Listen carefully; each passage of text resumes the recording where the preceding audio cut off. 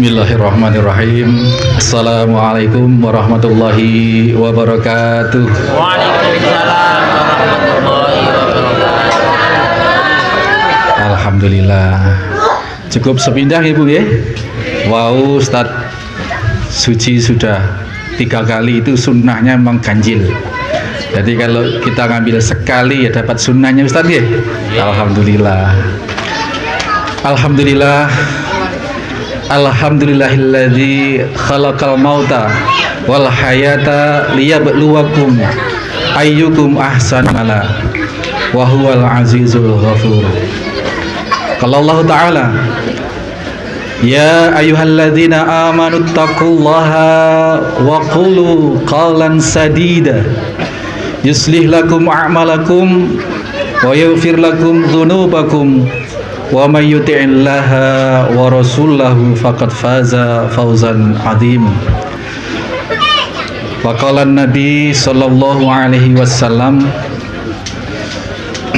man ahya sunnati faqad ahabbani wa man ahabbani kana ma'i fil jannah. Hadirin hadirat ingkang kawula mulyakaken, hadiratul kiram, Ustadz Subhan Al-Habib selaku Majelis Ulama Indonesia Kuta Selatan, juga Ustadz Sujianto, Ketua Tanfidiyah MWC Nahdlatul Ulama Kuta Selatan, segenap para sepuh, para kiai, para ustadz, dan seluruh hadirin hadirat yang malam hari ini hadir untuk mengekspresikan rasa cinta kepada junjungan kita Nabi Muhammad Sallallahu Alaihi Wasallam. Bapak Ibu sekalian, alhamdulillah malam hari ini kita bermuajahah, bertemu, bersua dalam rangka seperti yang telah ditulis oleh panitia memperingati kelahiran Nabi kita Sallallahu Alaihi Wasallam. Kita dikondisikan, dibimbing oleh pensyariatan ini untuk sedemikian rupa mencintai Nabi kita Sallallahu Alaihi Wasallam. Apa ganjarannya kalau kita mencintai Nabi kita? Tadi dalam mukadimah sudah kita sampaikan, barang siapa yang mencintaiku, kata Nabi, waman ahbani kana ma'i, maka dirinya, orang yang mencintaiku, kata Nabi, akan bersama-sama denganku kelak di surga. Siap mencintai Nabi Bapak Ibu sekalian? Nahdiyin Nahdiyah siap mencintai Nabi kita? Siap, insya Allah. Jangan kalah dengan Abu Lahab. Kenal Abu Lahab Bapak Ibu? Kenal. Dan budi kenalannya Pamane Rasulullah. Abu Lahab niku Bapak Ibu sekalian sudah dinas di dalam Al-Quran. Tabbat yada abi lahabi wa tab.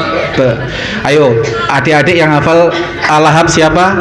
Abu Lahab itu ketika hari Senin tanggal 12 Rabiul Awal, ketika kelahiran Nabi Sallallahu Alaihi Wasallam,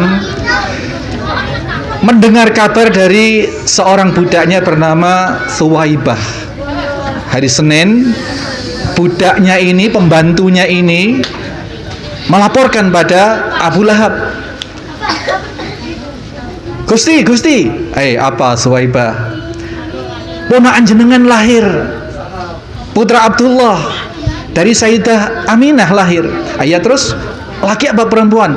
Laki Gusti. Dia senang sekali. Kalau begitu Suwaibah, karena rasa senang saya dengan kelahiran Muhammad, kelahiran ponakan saya yang laki-laki ini, belum tahu namanya Muhammad, sebagai rasa syukur saya, sebagai rasa gembira saya, sebagai rasa cinta saya kepada ponakanku, maka hari ini aku bebaskan wahai Suwaibah. Dibebaskan, Pak. Abu Lahab membebaskan budaknya, di mana budak waktu itu adalah harta yang paling berharga. Di antara harta yang paling berharga adalah budak. Ketika kemudian Abu Lahab dalam perkembangannya meninggal dunia, ada seorang saudara Abu Lahab yang bernama Abbas, yang kemudian kita kenal dengan punya anak namanya Abdullah, dan Abdullah ini menjadi sahabat Nabi, menjadi Abdullah bin Abbas yang dikenal dengan Ibnu Abbas.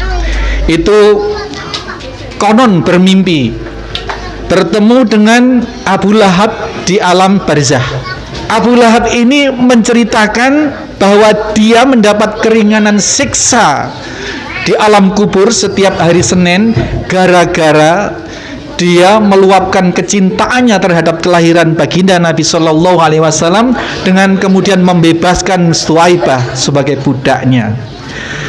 Terlepas dari ini cerita sahih apa tidak, tapi yang pasti bahwasanya kegembiraan atau kecintaan terhadap Nabi Shallallahu Alaihi Wasallam ini adalah sesuatu yang utama.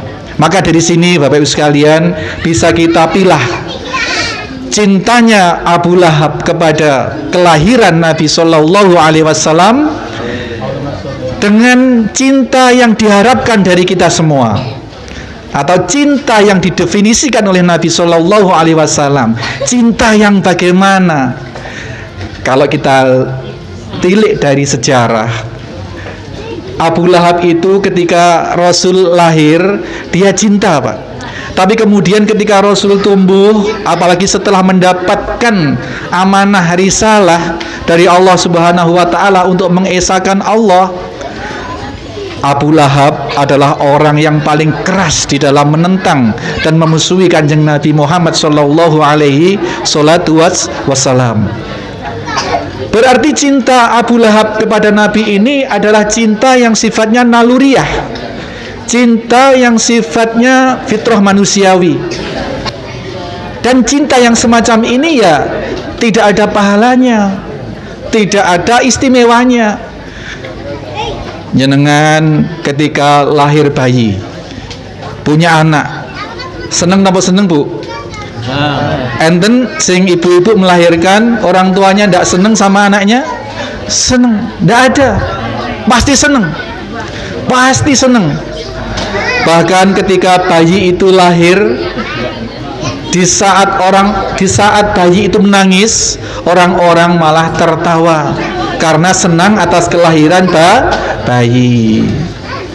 Kelahiran siapa, Dek? Tadi ayo, siapa yang sudah hafal Abu Lahab? Ayo, siapa? Ayo sini. Ayo sini. Iya, surat Al-Lahab. Ayo sini. Nama siapa? Di situ aja, nggak apa-apa. Bisa ini. Ayo menghadap ke audien. Kenalkan, nama siapa? Rani. Hah? Rani. Mbak Rani kelas berapa? Kelas 5 SD. Bukan SMP. Surat apa, Adik? Silahkan. Yang tartil yang bagus, silahkan. A'udzu billah. Ayo. Bismillahirrahmanirrahim. Tabbat yada abi lahab wa tab. Ma aghna anhu ma'tu wa ma kasab. Sayasla narun ta'ala. Wa imra'atuhu malatan hatab. Sudah? Alhamdulillah. Sebentar. Kok pinter ngaji di mana, Mbak Rani?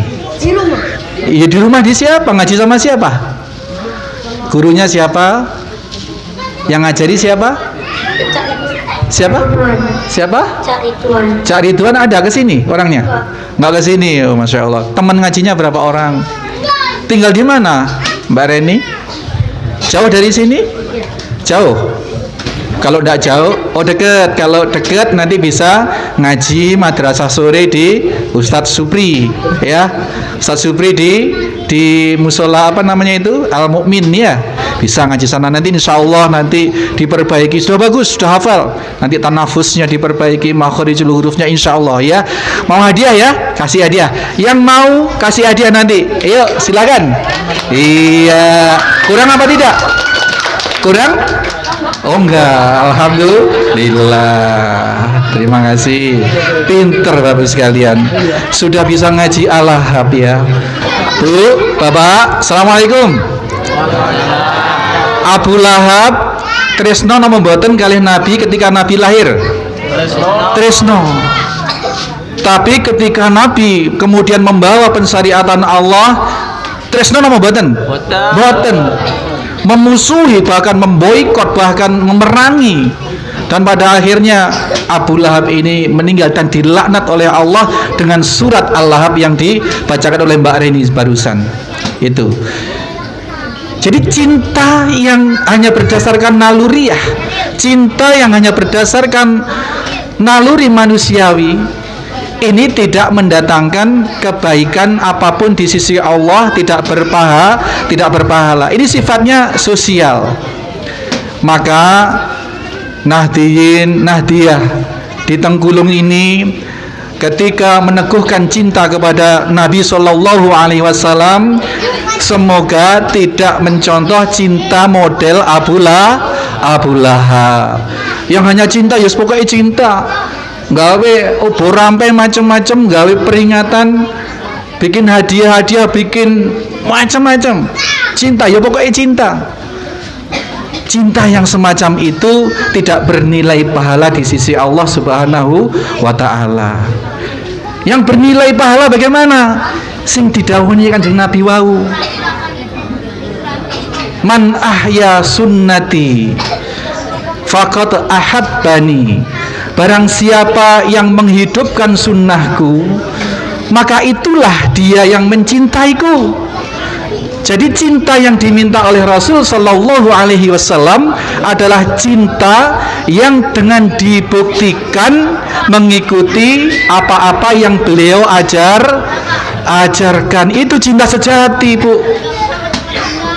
Ibu cinta kali bapak mboten? Cinta mboten? Bapak mendel riyen nggih, Bu. Assalamualaikum. Jenengan cinta kali bapak toh, Bu? Cinta. Ngapunten sing pun boten gadah bapak, sing pun boten gadah garwa, wis pokoke tau duwe garwa. Cinta nggih. Lek cinta niku memberikan hak dan kewajibannya secara otomatis, leres napa mboten? Ibu-ibu leres? Lek bapak niku kewajibannya ten ibu napa? Memberi nafkah. Lek wis dadi kewajiban dadak dijaluk napa otomatis disukani, Bu? Otomatis harusnya tidak diminta pun bapak memberikan nafkah itu. Leres napa mboten, Bu? Wah, jare ibu-ibu kok koyo saja cocok iki ceramah iki. Jadi ibu-ibu tidak usah minta, itu bapak sudah berkewajiban secara otomatis, tidak diminta pun sudah.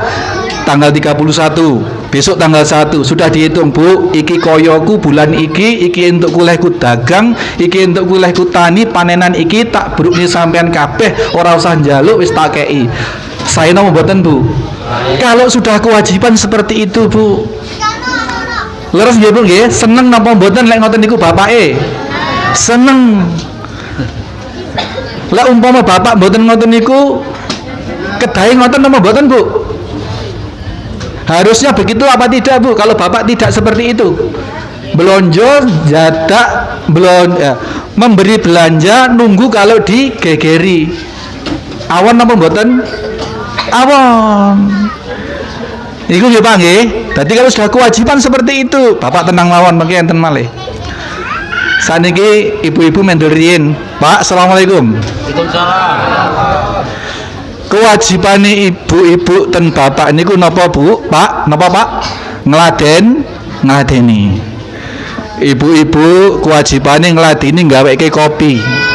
Masakne masakan ngladeni. Ngladeni ngonconi sare, nggih napa mboten?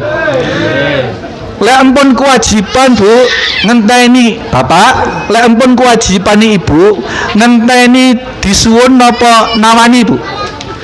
Kedahe nawani, mboten usah disuwun. Menawarkan diri. Itu keseimbangan antara hak dan kewajiban. Nggih. Itu cinta. Terhadap Kanjeng Nabi juga harusnya seperti itu. Kanjeng Nabi sudah memberikan satu patokan. Wong sing mencintai aku adalah orang yang mengikuti ajaran-ajaranku. Tidak hanya Nabi yang menyatakan seperti itu, Pak. Allah Subhanahu wa taala pun juga menyampaikan, "Qul in kuntum tuhibbunallaha fattabi'uni yuhibbukumullah wa yaghfiru dzunuba wallahu ghafurur rahim." Katakanlah wahai Muhammad, apabila engkau mencintaiku, kata Allah, ya. Apabila engkau mencintaiku, katakan wahai Muhammad, maka ikutilah aku. Jadi sekali lagi, bukti cinta kepada Rasul Allah dan kepada Allah itu adalah dengan bentuk apa? Mengikuti syariat Kanjeng Nabi Muhammad sallallahu alaihi wasallam. Itu ya Pak ya, terus bedane cinta naluriah kali cinta karena Allah itu adalah seperti itu. Suami cinta kepada istri, kalau cintanya hanya berdasarkan naluriah, didasarkan atas hawa nafsu, ya tidak tembus ke Allah. Itu cinta yang tidak berpahala.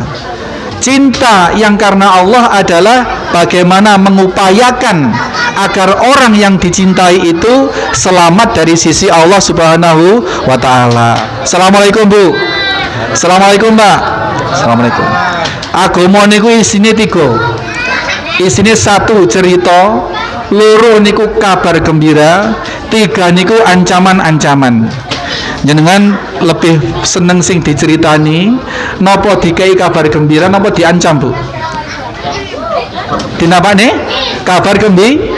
Wa basyiril ladzina amanu wa amilus solihati anna lahum jannatin tajri min tahtihal anhar kullama ruziqu minha min thamaratir rizqan qalu hadzal ladzi ruziqna min qablu wa utubihi mutasyabiha walahum fiha azwajum mutahharatun wa hum fiha khalidun.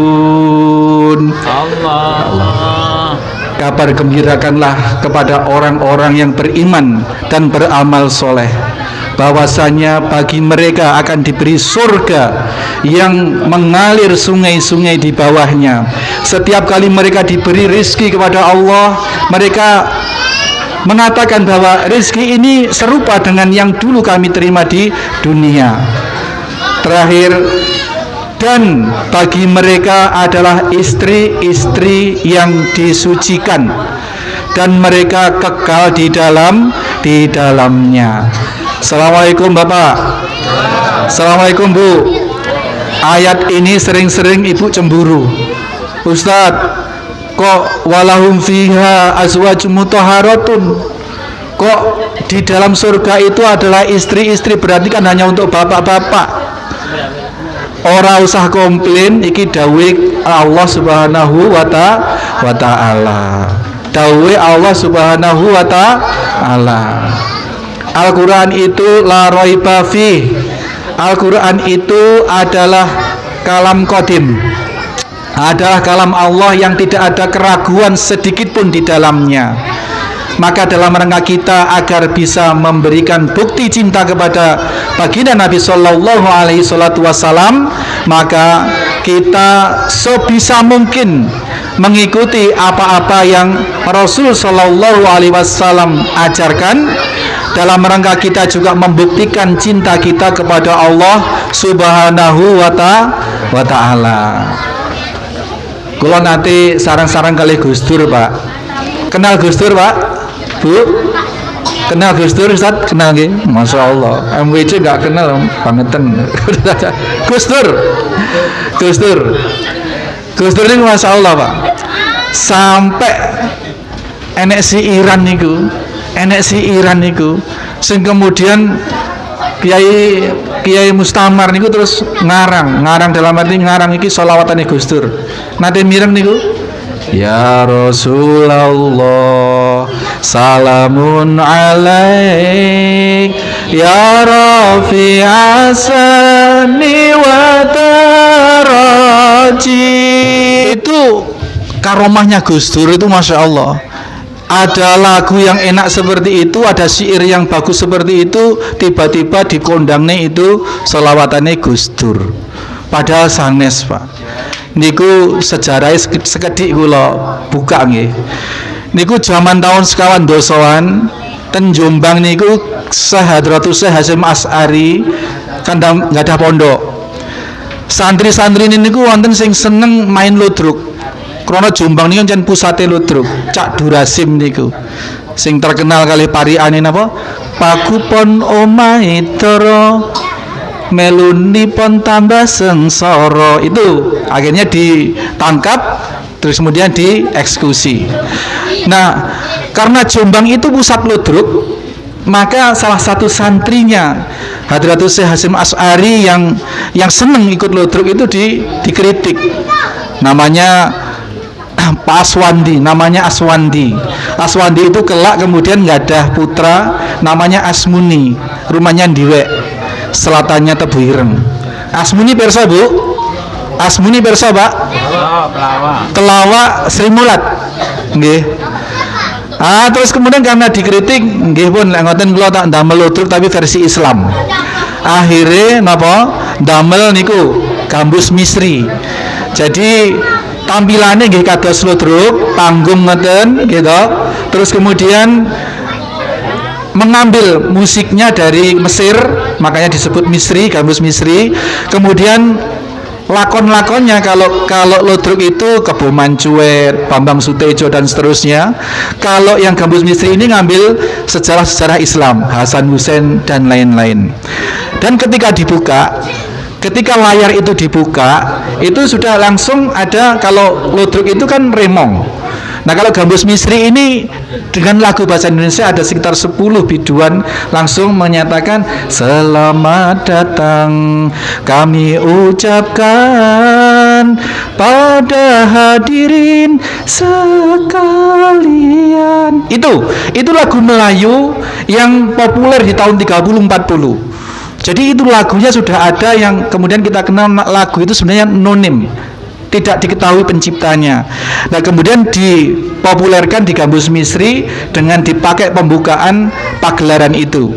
Kemudian berkembang lagi tahun 50-an, namanya Kiai Sahlan, orang Krian, utaranya rel di pasar Krian itu, nggak ada pesantren orangnya. Itu kemudian nulis syair 17 bait yang kemudian kita kenal dengan syair tanpa waton itu sudah berjalan lama. Nah, tahun 2004 sudah akhir-akhir ini kemudian Gus Nizam Sidoarjo juga punya halakoh torikot begitu, yang punya ngaji rutin, kajian rutin tiap apa Selasa Kliwon atau apa itu dikumandangkan terus menerus, disederhanakan menjadi 13 baris bait, menjadi 13 bait. Kemudian diketahui, dikonangi oleh orang Jakarta, kemudian disebarkan, terus kemudian direkam oleh Kiai Haji Mustamar, dilabeli sholawatnya Gus Dur. Mau laris langsung, Pak. Laris. Nate mireng niku nggih. Ngawiti ingsun nglarasi iran kelawan muji maring pangeran kang paring gimana? Dalam kang paring rahmat lan kenikmatan rino wengine tanpa hitungan rino wengine tanpa hitungan ya Rasulullah monggo salamun alaik ya Rafi Hasan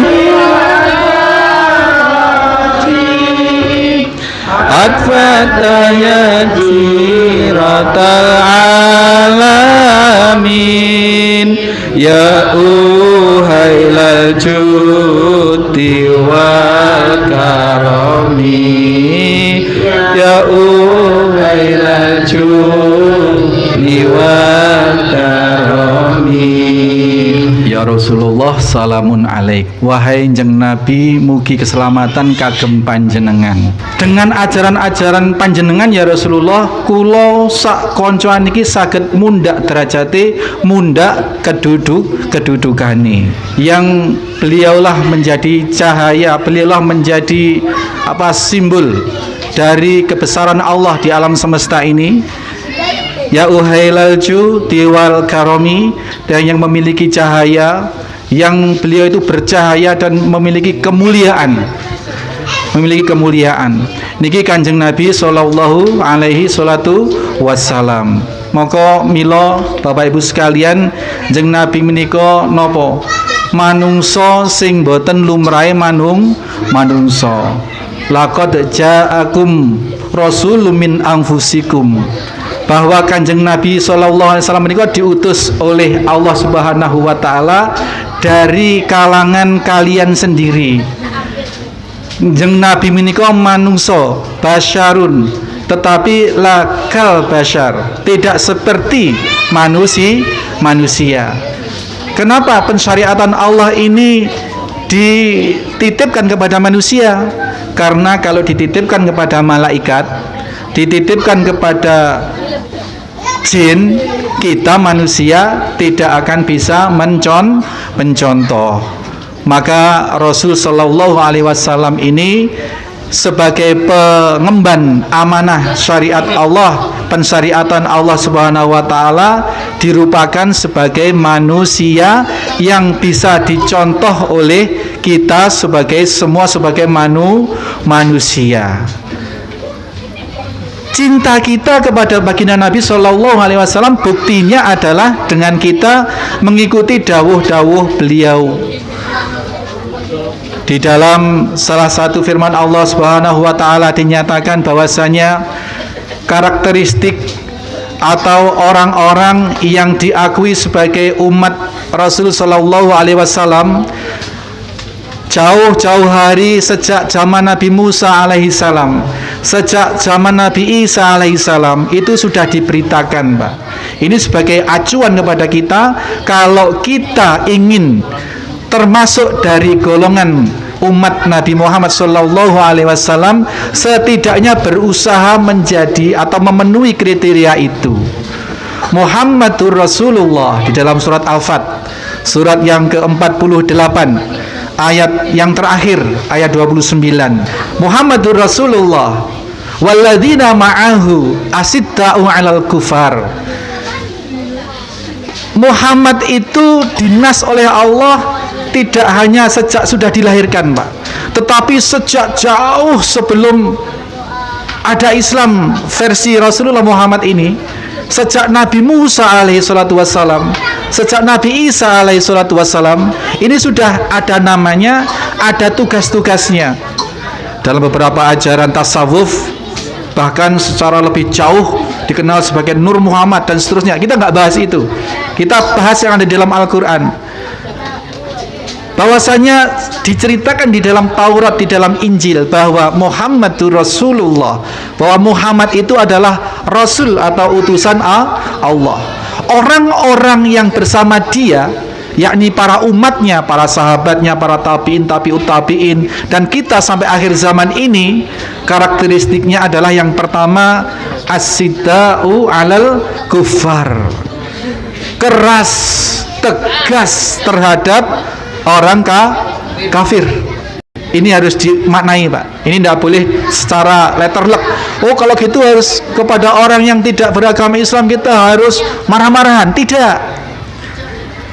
Saya beberapa kali berkesempatan acara-acara seperti ini, Pak. Audiennya tidak hanya orang Islam.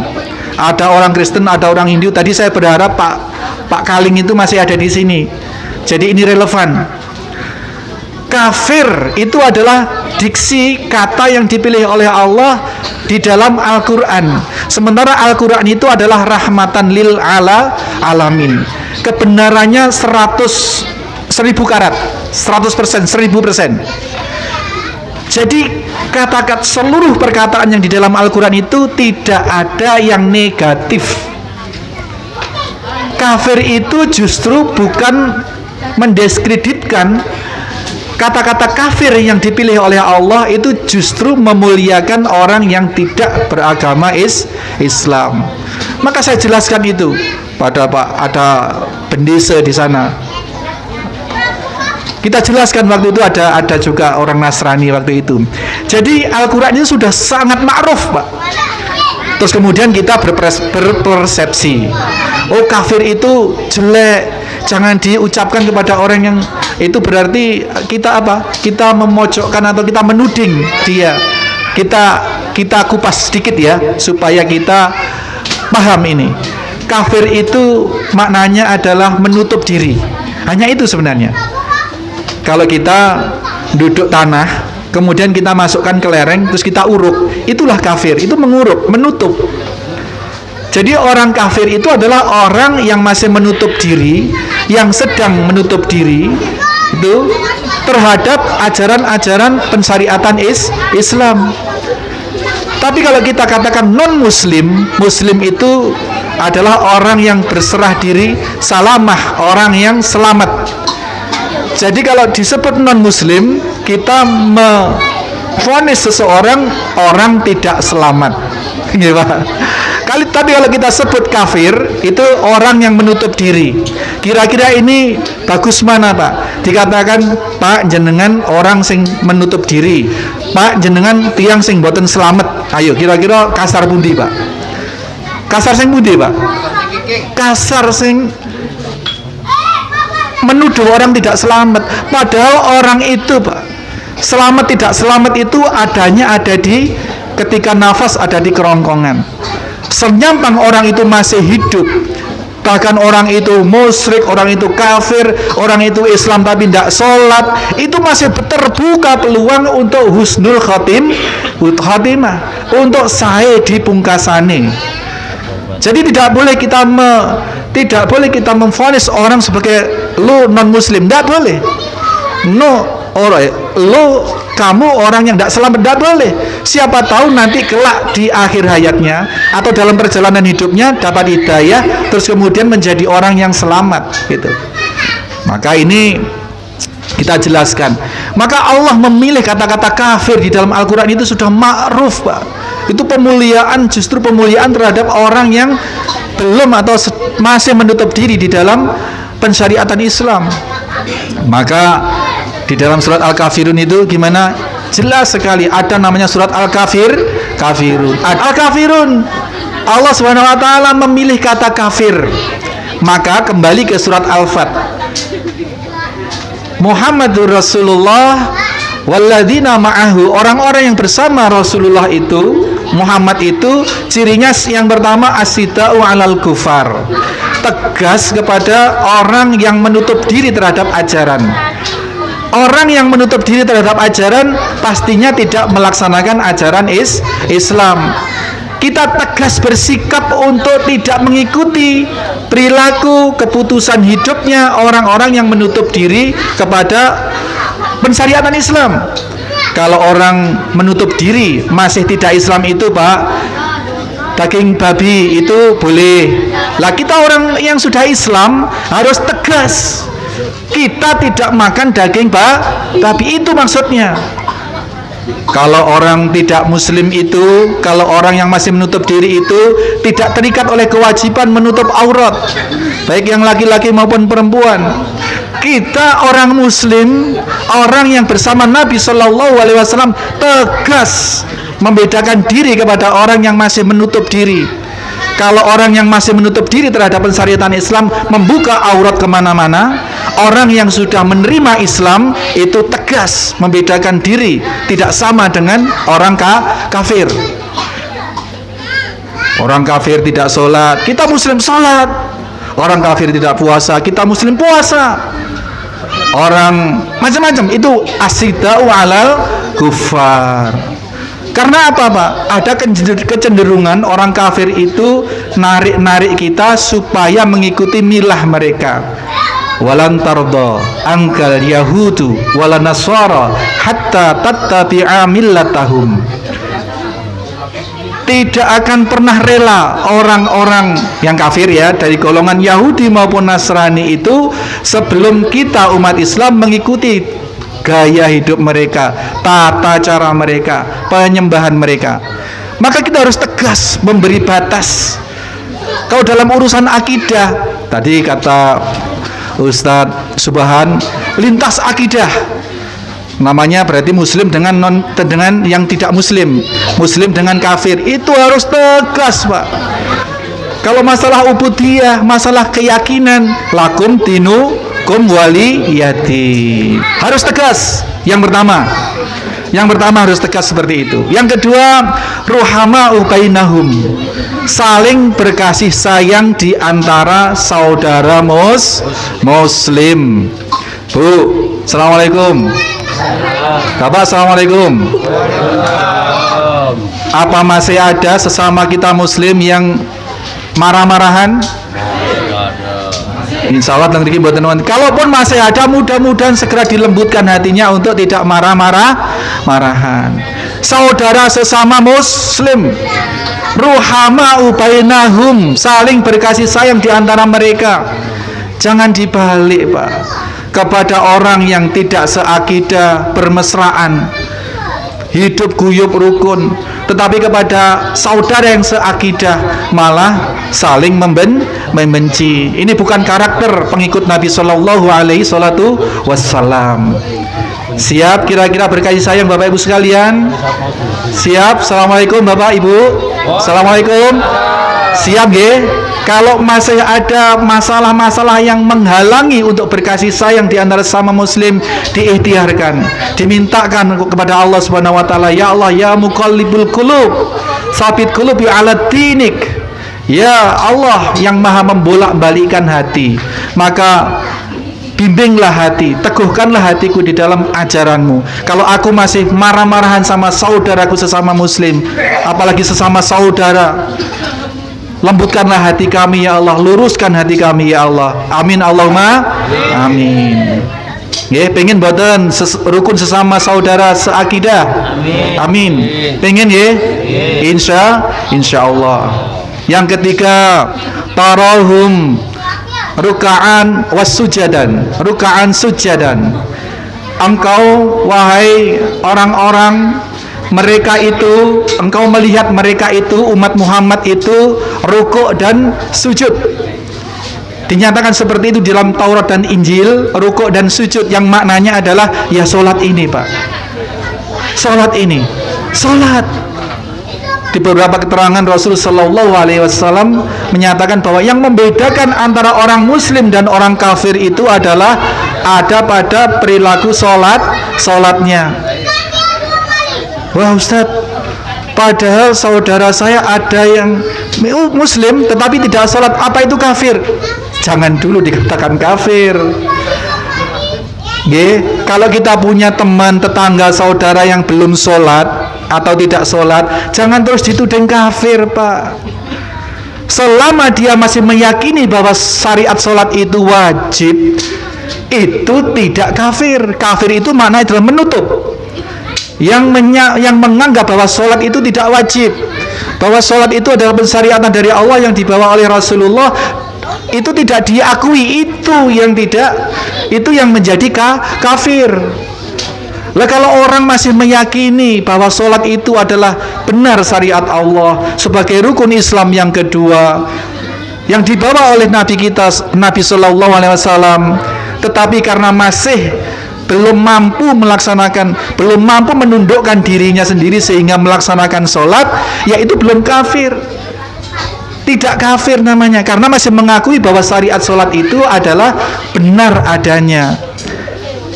Orang yang mengakui bahwa syariat sholat itu adalah kewajiban dari Allah, merupakan kewajiban atas dirinya tapi belum melaksanakan sholat, itu jatuhnya kepada hukum fasik. Fasik itu dosa besar. Kita doakan, jangan dituding-tuding sebagai orang kafir, dikafir-kafirno. Orang delok kafire dewe Ustaz nggih. Gampang ngafir nih, marang liyane orang ngerti, orang gelem delok kafire dewe. Itu jadi apapun senyampang ketidaksolatannya itu karena malas, karena masih terhalang oleh hawa nafsunya sendiri, itu belum kafir atau tidak kafir, tapi fasik. Dan itu masih bisa, sangat mungkin Allah mengembalikan hati seseorang itu untuk kemudian tunduk berserah diri kepada Allah, melaksanakan segala yang dibawa oleh Nabi Shallallahu Alaihi Wasallam. Yang ketiga, ciri umat Rasulullah Shallallahu Alaihi Wasallam yang membuktikan cintanya kepada Rasul dan Allah adalah sholat. Tadi yang pertama, tegas terhadap kebiasaan orang kafir, tidak mau ikut, tidak mau, lakum dinukum waliyatin lah pokoknya. Yang kedua, berkasih sayang, ruhama bainahum, berkasih sayang antara sesama saudara muslim. Yang ketiga, rukuk dan sujud sholat. Yang keempat, yabtahuna fadla minallah wa ridwana. Mereka di dalam berekonomi, di dalam mencari ma'isyah, dalam berbisnis, dalam berusaha, ya, disandarkan pada keyakinan bahwa rezeki itu berasal dari Allah, dan cara memperolehnya berpatokan pada keridhaan Allah Subhanahu wa Ta'ala. Maka umat Kanjeng Nabi Muhammad Sallallahu Alaihi Wasallam di dalam mencari ekonomi tidak meninggalkan dua hal ini, Pak. Satu, meyakini bahwa rezeki yang sedang dicari itu adalah dari Allah Subhanahu wa Ta'ala. Yang kedua, di dalam mencari rezeki itu tidak melanggar aturan-aturan Allah Subhanahu wa Ta'ala. Karena apa? Kalau melanggar berarti tidak mendapatkan ridho dari Allah Subhanahu wa Ta'ala. Milo nahdiyah, kalaupun dagang pantang ngurangi timbangan. Kalau bekerja pantang meninggalkan kewajiban. Jualan nasi misalkan, atau jualan apa? Menjadi pengemudi apa? Ojol misalkan. Itu mencari rezeki. Yang dicari ini rezeki dari Allah, fadlan minallah. Kemudian waridwana, dalam rangka menggapai rezeki ini pantang meninggalkan sesuatu yang bisa menyebabkan Allah tidak ridho. Maka waktunya sholat, waktunya sedekah. Bapak Ibu sekalian, assalamualaikum. Kersa napa mboten pilih dalam rangka mencari ekonomi niku didudui jalan tol, dijudui rezeki ngrojok kaya dene lek awak dhewe liwat mubeng-mubeng adoh entuk dalan tol purun napa mboten? Gusti Allah sampun dawuh, sing sapa wonge menginfakkan atau menafkahkan hartanya di jalan Allah, satu saja seperti halnya dia sedang menanam satu biji. Kemudian satu biji itu tumbuh 7 cabang. Dan 7 cabang itu masing-masing uwoh 100 biji. Berarti lek siji dadi pinten, Bu? Pitung atus. Lek uang membelanjakan hartanya di jalan Allah 1000 menjadi pinten? 700 apa? Ribu. Lek 10.000 dihitung kiambak piro? Itu belum seberapa, Pak.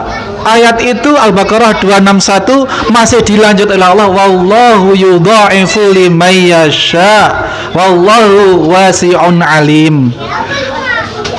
Dan Allah masih melipatkan itu semua semau-maunya Allah. Allah maha luas. Allah maha luas karunia-Nya, dan Allah maha mengetahui apa yang ada di dalam niat masing-masing hambanya. Bu, assalamualaikum Pak. Dalu niki wonten peluang jenengan nandur sak biji iso tumbuh 700 biji. Jenengan beto arto mboten Bu? Pak, lek mboten beto mengki pinjem ten sedereke ten sampinge nggih disaur sesuk kenging nggih.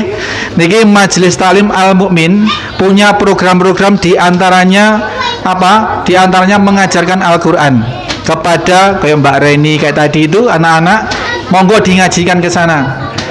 Terus ada pengajian ibu-ibu rutinan. Dan kalau hari-hari besar seperti ini mengadakan acara seperti ini. Jenengan purun andil dalam kebaikan mboten Bu? Pak, purun nggih. Mandala alal khair. Barang siapa yang menjadi sebab berlakunya satu kebaikan, maka baginya mendapatkan kebaikan itu, ya, mendapatkan kebaikan itu meskipun dia tidak melaksanakan. Jenengan sekarang infak 10.000 atau 1.000 atau berapapun dalam rangka untuk kegiatan Majelis Taklim Al Mukmin. Majelis Taklim Al Mukmin yang mengelola, yang menyelenggarakan pengajian, menyelenggarakan pembelajaran Al-Quran, pahalanya mengalir. Jenengan ada di Canggu, jenengan ada di Kuta Selatan, jenengan ada di mana-mana. Gak ngerti apa-apa karena sudah andil untuk menjadi fasilitator, untuk memfasilitasi kebaikan, maka jenengan dapat aliran pahalanya. Mila dalu niki sebelum kita terangkan yang terakhir, ciri yang paling dahsyat dari umat Kanjeng Nabi Muhammad sallallahu alaihi wasallam, kita sholawatan riyin nggih, kalih kita edarkan surban. Nyenengan panitia akan mengedarkan surban, mboten sah kuatir uangnya tidak akan saya bawa pulang ke situ bondo. Nggih, uangnya untuk kemaslahatan majelis taklim yang ada di Banjar Tenggulung ini. Siap kira-kira Bu? Ya. Siap. Nggih, siap. Kita selawatan, monggo petugas, monggo surban niki keliling. Lek iso engko dikebeki. Ben kegiatan majelis taklim ini luar biasa, nanti membuat kagum Pak Kaling, membuat kagum Bapak Kiai Ketua MUI, membuat kagum Bapak Ketua Tanfidiyah NU Kuta Selatan. Monggo. Ya Rasulullah salamun alaihi ya Rabbi asani wa darati atbata ya jiratal alamin ya uhailal judi wal karami ya uhailal judi wal karami. Allahumma sholli ala Muhammad. Wow, cirine pengikuti Kanjeng Nabi wonten pinten, Pak? Sing pun nomor setunggal asyidau alal kufar, tegas membedakan diri dengan orang kafir. Kedua, ruhama ubainahum, saling berkasih sayang di antara sesama. Nggih, saling berkasih sayang. Tarahum ruka'a sujadan, mereka umat Kanjeng Nabi itu senantiasa rukuk dan sujud, salat 5 waktu. Kemudian ya bertahuna fadlam minallah waridwana, mencari rezeki, menyandarkan pada nama karunia Allah dan keridhaan dari Allah Subhanahu wa ta'ala. Yang terakhir, simahum fi wujuhihim min asaris sujud, terdapat tanda di wajah mereka bekas sujud. Tanda bekas sujud ini harus didudukkan permasalahannya, karena sering disalahpahami orang. Karena memahaminya dangkal dan keliru, maka memahami zahirnya. Akhirnya kalau salah dijendus-jendus tandanya ireng. Terus ada temennya yang komentar, aku kalau kecil kok yora ireng badutmu. Jadi bukan itu, bukan teh badut ireng terus yang dianggap sebagai sima fi wajahihim min athari sujud, bukan itu. Bahwa orang yang rajin sholat dengan kondisi kulit tubuhnya yang memiliki sensitivitas tertentu, kemudian menyebabkan dahinya hitam, ya tidak apa-apa, tidak apa-apa. Tapi terus tidak dijadikan satu landasan bahwa keyakinan bahwa itulah, apalagi terus kemudian rumongso, wah badui ireng rumongso, kemudian yang tidak badui ireng orang yang tidak memiliki tanda di dahinya, tidak seperti ini. Nabi Muhammad SAW suatu hari berbes ketika bersama para sahabat mengatakan, aku kangen karo sedulur-sedulurku. Ya Rasulullah, sinten sedulur-sedulur panjenengan menika napa kula lan sak rencangan menika? Bukan. Kalau kalian itu sahabatku, sudah pasti aku sudah berada dengan kalian. Sahabat sedulur-sedulur itu adalah orang-orang yang saya tunggu nanti di Telaga Kautsar, yang akan mendapatkan pelayanan air minum, air Telaga Kautsar. Barang siapa yang meminumnya satu teguk saja, maka dia tidak akan haus selama-lamanya di hari kiamat. Padahal kiamat itu lamanya, prosedur kiamat itu minimal 50.000 tahun. Kalau orang sudah berhasil diberi minuman oleh Rasulullah dari air Telaga Kautsar itu, maka dia tidak akan haus selama-lamanya. Berarti hidupnya di hari kiamat itu, di mahsyar, di mizan, di sirat itu aman, karena sudah tidak merasa kehausan. Dan itu salah satu tanda dari keselamatannya sampai di surga kelak. Sinten ya Rasulullah, saudara-saudara panjenengan yang akan jenengan tunggu, apa kita, apa kami ini? Bukan, kalau kalian jelas, karena kalian adalah sahabat-sahabat. Maka yang dimaksud oleh Rasulullah SAW adalah umatku yang lahir kelak di akhir zaman, yang tidak pernah bertemu denganku, tetapi mereka mencintaiku dengan sepenuh cinta yang dibuktikan dengan mengikuti pensyariatan yang Rasulullah SAW bawa. Bukan cinta macam Abu Lahab, cinta senang secara naluriah manusiawi, tapi ketika ditunjukkan pensyariatan Allah langsung menolak, langsung membenci. Tidak seperti itu. Mereka adalah insya Allah kita ini Pak, yang dirindukan oleh Kanjeng Nabi Muhammad SAW, yang jauh masa, jauh waktu setelah beliau wafat, tidak pernah bertemu dengan beliau, tidak pernah tahu di mana rumah beliau, tidak pernah berinteraksi langsung dengan beliau, tetapi kita sanggup mencintai baginda Nabi SAW dengan cara melaksanakan perintah-perintah Allah, pensyariatan yang beliau bawa. Dan diantaranya adalah mengikhtiarkan, menumbuhkan cinta itu dengan kita mengadakan perayaan-perayaan atau peringatan-peringatan maulid Nabi Muhammad SAW seperti ini. Maka maulid yang berhasil itu adalah yang setelah acara tumbuh rasa cintanya kepada baginda Nabi itu cinta yang sejati, bukan cinta yang hanya naluriah, cinta yang kemudian menumbuhkan acaranya Kanjeng Nabi simrusin urung tak lakoni. Itu cinta yang tumbuh, cinta yang diakui, yang kelak akan mendapatkan pengakuan dari Nabi dan syafaat dari beliau. Maka setelah diberi penjelasan seperti itu, para sahabat bertanya, loh, bagaimana bisa tahu jenengan wahai Rasulullah, padahal mereka adalah wahyu yang kelak di akhir zaman, tidak pernah bertemu dengan panjenengan. Wahai sahabat-sahabat, ketahuilah, kalau kalian misalnya memiliki sekelompok kuda, ya, kuda hitam yang di kepalanya, di kakinya dan di tangannya ada warna putihnya, berkumpul dengan semua kuda-kuda yang hitam yang ada, apakah kalian bisa mengenali itu kudamu?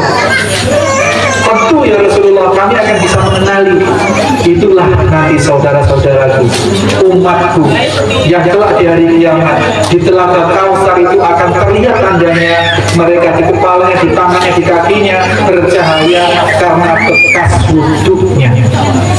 Berarti tanda athari sujud itu maknanya adalah cahaya yang memancar kelak di akhir di hari kiamat.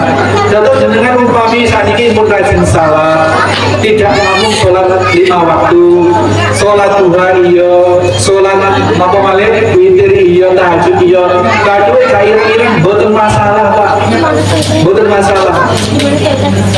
Jadi batu ireng mboten ireng niku mboten masalah. Sing penting jujur terus mengikuti pensyariatan Nabi Sallallahu Alaihi Wasallam, membuktikan cinta dengan mengikuti pensyariatan Nabi, pensyariatan Allah yang dibawa oleh Nabi Sallallahu Alaihi Wasallam, maka itu nanti akan memancar tanda di wajah para umat Nabi Muhammad Sallallahu Alaihi Wasallam.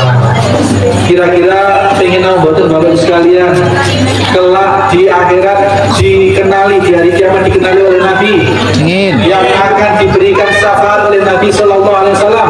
Ingin syafaat itu tambalan penyempurna dari amal. Kalau selama di dunia kita sholatnya pernah macet selama 40 tahun, umur 0, 10 sampai umur 15 tahun rajin sholat, kemudian umur 15 tahun macet lah, gak sholat, terus gak sholat berpuluh-puluh tahun, kemudian baru umur 50 baru tobat balik sholat balik. Itu namanya amal yang bolong. Nah, syafaat itu adalah apa fungsinya? Menambal kebolongan itu. Rajin puasa, rajin sholat, jadi kepleset maksiat, itu bolong Pak. Dan syafaat itu adalah penambal itu. Seperti kloson itu bolong. Syafaat itu nambal bolong-bolong itu. Dan terus umat Kanjeng Nabi Muhammad SAW yang akan mendapat syafaat adalah yang punya amal.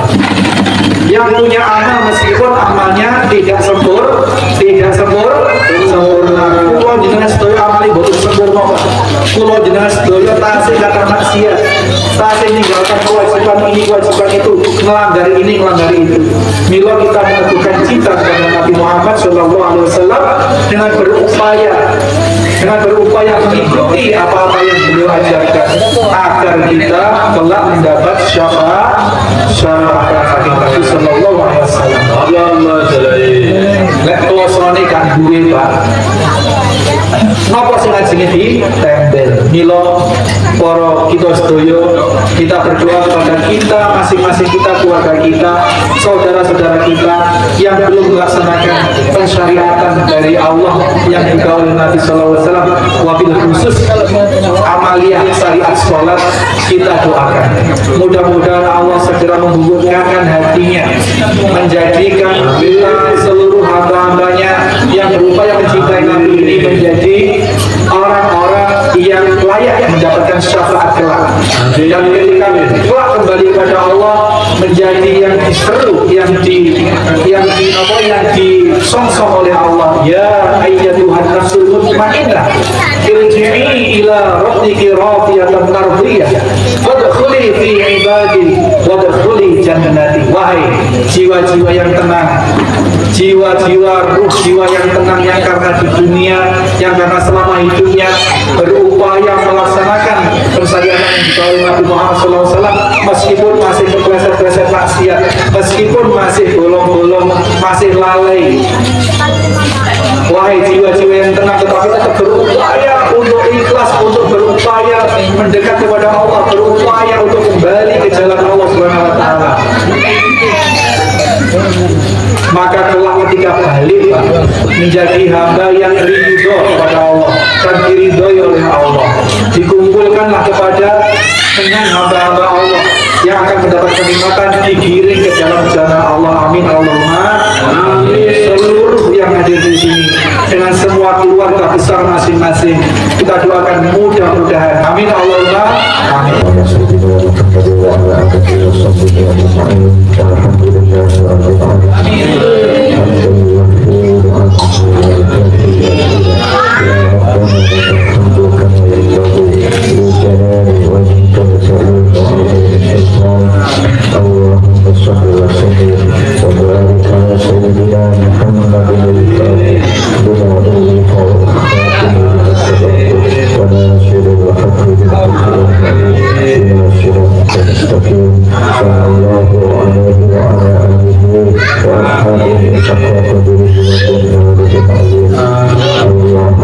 وبارك لنا في أرزاقنا وبارك لنا في علومنا وبارك لنا في عمرنا وبارك لنا في ذريتنا برحمتك يا أرحم الراحمين. اللهم إنا نسألك الاستقامة ونسألك حسن الخاتمة ونعوذ بك من سوء الخاتمة.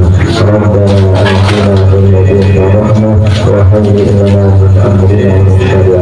ربنا آتنا في الدنيا حسنة وفي الآخرة حسنة وقنا عذاب النار. جزا الله عنا سيدنا محمد صلى الله عليه وسلم ما هو أهله. سبحان ربك رب العزة